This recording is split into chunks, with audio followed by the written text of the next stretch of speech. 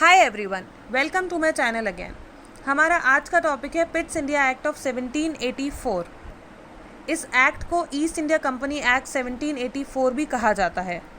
अब इस एक्ट को पास किसने किया था? This act was passed by the British parliament to correct the defects of the regulating act of 1773। अब इस एक्ट का रिजल्ट क्या निकला? इसका रिजल्ट ये निकला कि जितने भी ब्रिटिश पोजेशंस थे इंडिया में, उस पर डुअल कंट्रोल आ गया ब्रिटिशर्स का। नाउ डुअल कंट्रोल कैसे? डुअल कंट्रोल कैसे आया? फॉर पॉलिटिकल मैटर्स ब्रिटिशर्स ने क्या किया, बोर्ड ऑफ कंट्रोल सेटअप किया। अब बोर्ड ऑफ कंट्रोल जो था, उसके अंदर जितने भी सिविल और मिलिट्री अफेयर्स होंगे वो सब उसी के अंदर आएंगे, जिसमें 6 मेंबर्स होंगे। और ये जो था, ये directly it was under the control of British parliament. अब वैसे ही फॉर कमर्शियल मैटर्स इन्होंने कोर्ट ऑफ डायरेक्टर्स सेटअप की, जो कि हमें पता है, हमने रेगुलेटिंग एक्ट में भी पढ़ी थी कोर्ट ऑफ डायरेक्टर्स, आपको याद होगा। कोर्ट ऑफ डायरेक्टर्स वैसी की वैसी थी, बट उसके मेंबर्स में कुछ चेंजेस आ गए थे। और जो कोर्ट ऑफ डायरेक्टर्स थी, it was represented by the English east India company. तो हम ये कह सकते हैं कि एक तरह से डुअल कंट्रोल हो गया था ब्रिटिश पोजेशंस का इंडिया के अंदर। एक तो पॉलिटिकल मैटर्स के लिए बोर्ड ऑफ कंट्रोल सेटअप हो गई थी, जो कि डायरेक्टली ब्रिटिश पार्लियामेंट के अंडर थी, प्लस कमर्शियल मैटर्स के लिए कोर्ट ऑफ डायरेक्टर्स सेटअप हुई, जो कि पहले से चलती आ रही थी। इसमें कुछ चेंजेस कर दिए थे and it was regulated by English east India company.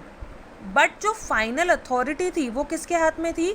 जितना भी कोई भी रिजल्ट या फैसला होगा वो डायरेक्टली ब्रिटिश पार्लियामेंट के अंडर में होगा, जो कि commercial matter court of director जो होगी, और जो इंग्लिश ईस्ट इंडिया कंपनी होगी वो उसके सबऑर्डिनेट रहेगी, उसको ब्रिटिश पार्लियामेंट के फैसले मानने पड़ेंगे। और ये जो एक्ट था, इट वाज कंटिन्यूड टिल 1858।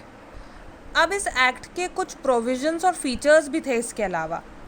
उसमें से सबसे पहला प्रोविज़न ये था कि इस एक्ट के अंडर में जितने भी सिविल और मिलिट्री ऑफिसर्स जो काम कर रहे हैं ब्रिटिशर्स के, उनको उनकी सारी प्रॉपर्टी डिस्क्लोज करनी पड़ेगी। वेदर वो प्रॉपर्टी इंडिया में है या इंग्लैंड में, उनको उनके सारे प्रॉपर्टी के पेपर्स कंपनी के मेंबर्स हों, चाहे वो पार्लियामेंट के मेंबर्स हों, उनको गवर्नमेंट के सामने सब कुछ डिस्क्लोज करना होगा with in 2 months। Next provision इसका ये था कि जो गवर्नर जनरल की काउंसिल पहले 4 लोगों की हुआ करती थी, अब वो रिड्यूस होकर 3 लोगों की हो गई। और उन 3 लोगों में से भी जो कमांडर इन चीफ होगा ब्रिटिश पार्लियामेंट का, वो एक मेंबर होगा। मतलब जो ब्रिटिश पार्लियामेंट का कमांडर इन चीफ है, वो गवर्नर जनरल की काउंसिल का एक मेंबर होगा। और थर्ड और फाइनल प्रोविजन इसका ये निकला कि जो कैलकाटा होगी, it would be the capital of British possession in India. अब इन प्रोविजंस को देखते हुए हमें ये पता चलता है कि इस एक्ट से सीधा सीधा हम डिफ्रेंशिएट कर सकते हैं कि कमर्शियल एक्टिविटीज़ और पॉलिटिकल एक्टिविटीज़ दोनों बिल्कुल अलग हो चुकी है।